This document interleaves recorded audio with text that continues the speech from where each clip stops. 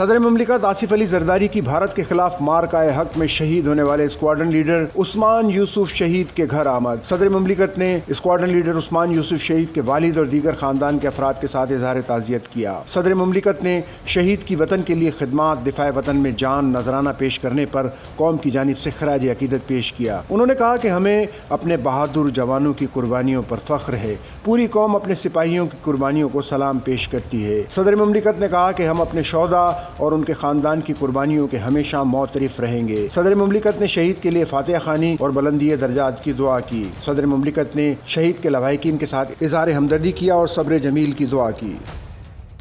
Sachal news net work کی videos میں خوش آمدید۔ ناظرین، ویڈیو سے متعلق اپنی قیمتی رائے کا اظہار کمنٹ باکس میں ضرور کریں اور چینل کو سبسکرائب کریں۔